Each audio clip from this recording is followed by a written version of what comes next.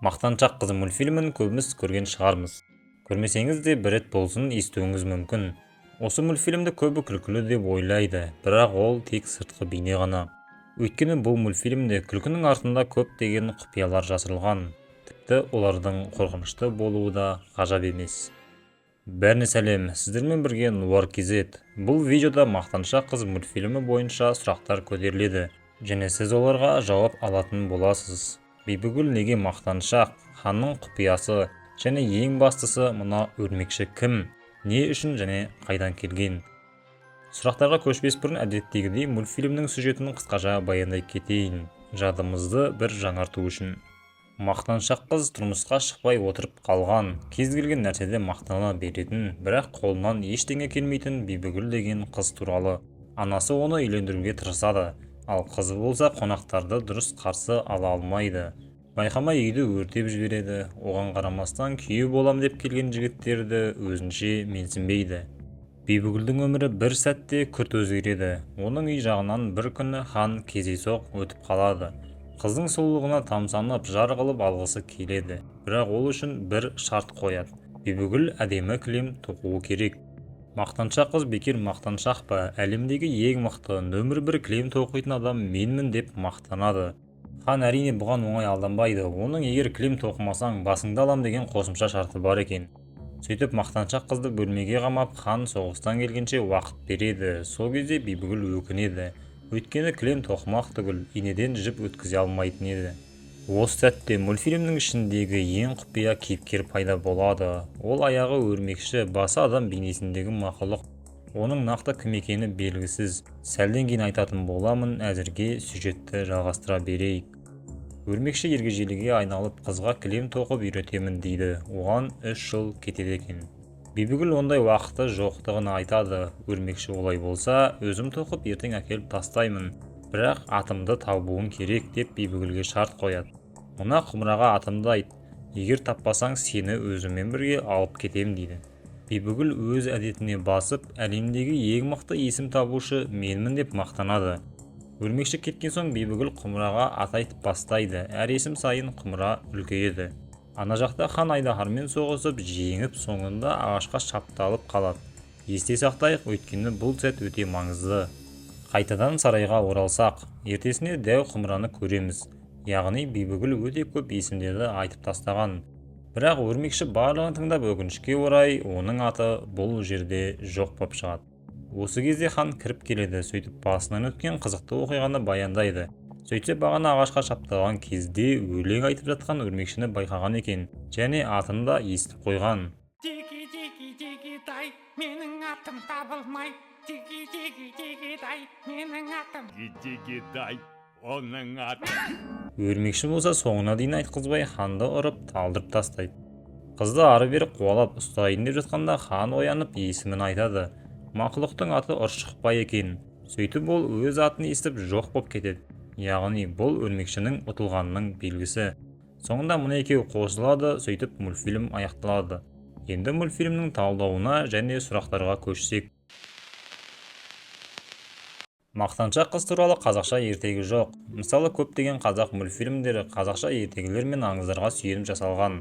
Ал Мақтаншақ қыз Бибігүл мультфильмінің бастауы шетелдік неміс ертегісінен алынады. Ол ағайынды Гриммдердің Румпельштильцхен туындысы. Ол жақта қызға хан сабаннан алтын жіптік деп бұйрық береді. Қыз жасай алмаған соң оған ергежейлі эльф келіп көмектеспекші болады. Бірақ кейін қыз оның есімін табуы керек. Әйтпесе ергежейлі тұңғыш баласын алып кетем дейді. Уақыт өте қыз босанып әскеріне елдегі барлық есімдерді жазуға бұйырады. Бірақ мақұлықтың аты бәрібір бұл тізімде жоқ. Сөйтіп ергежейлі соңында Ұршықбай секілді орманда ешкім атымды таба алмайды деп мақтанып, өз есімін айғайлап, билеп, естіртіп, соңында ұтылып қалады. Оның аты Румпельштильцхен екен. Шректің 4-ші бөліміндегі жауыз да осыған қарап жасалған. Мақтаншақтық, өсек, өтірік, еріншектік және мал шашумен бірге 5 дұшпанның қатарына кіреді. Ал өзіңде жоқ нәрсемен мақтану нағыз ақымақтықтың белгісі. Тіпті соның кесірінен Бибігүл өміріне қауіпті жағдайға түсті десе де болады. Өйткені сәл болмағанда өрмекші оны алып кетуші еді. Енді Бибігүл не үшін мақтаншақ, неге оның бойында осындай дұшпан зиян қасиет бар? Мультфильмнің басында оны жесірдің қызы деп айтады, яғни анасы жалғыз баққан. Анасының қызынан басқа ешкімі болмаған соң осы жалғыз қызын көп мақтап өсірген секілді. Оған дәлел апа Бибігүлді үйлендіру үшін оны барлығына мақтайды. Қызым мынандай, қызым мынандай деп. Мұның бәрін дайындаған Бибігүл. Қолынан келмейтіні жоқ. Өзі пысық, өзі аспаз, әрі шебер. Қысқаша айтқанда Бибігүлдің мінезінің бастапқы сатысын осы апа қалаған. Бірақ барлығын біреуге жаба салу қате болар. Себебі Бибігүл өз бойына 5 дұшпанның 3-еуін жинап алған. Біріншісі әрине мақтаншақтық, екіншісі ол өзінде жоқ нәрсемен мақтанады, яғни өтірік. Ал үшіншісі қолынан ештеңе келмеген соң бірдеңе үйренуге ерінетін еріншек. Мұндай адам қолына мал түссе шашуы да ғажап емес. Осы сәтте оны қалыңдық қылып алған ханға обал. Бірақ қазір хан жайлы айтам, сол кезде керісінше Бибігүлдің жағдайы қиын болуы мүмкін. Жақсы кілем тоқу шеберліктің белгісі. Хан осылай қалыңдыққа үміткер қыздарды сынайды. Бірақ ол қатыгез адам.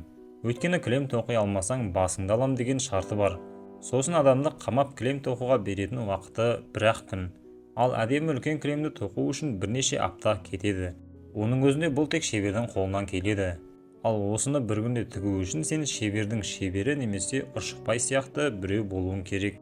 Енді ханның бас алатын шартына қарап, осы уақытқа дейінгі кілем тіге алмаған қыздардың жағдайын ойлаңыз. Бір сөйлеммен айтқанда, ханның шарты о бастан мүмкін емес. Бұл дегеніміз оның тігіншіліктен хабар жоқ.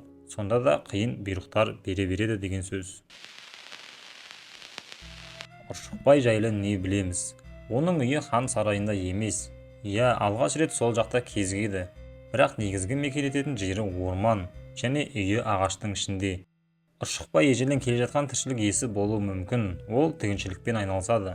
Бір көзге қарағанда жаман сияқты көрінеді. Бірақ ол Бибігүлге келгенде бірден келісім жасаған жоқ. Алдымен 3 жылдың ішінде тігіншілікті үйретемін деді. Бұл дегеніміз Ұршықбай тігін өнерін сақтағысы келеді. Түсінген бойынша, егер тігіншілік жоғалса, Ұршықбай да өмір сүруін тоқтатады. Сол үшін оған шәкірт тәрбиелеген дұрыс.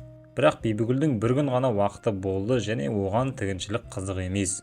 Мұндай жағдайларда Ұршықбайдың екінші жоспары бар. Ол келісім жасап адамдарды орманға алып кету.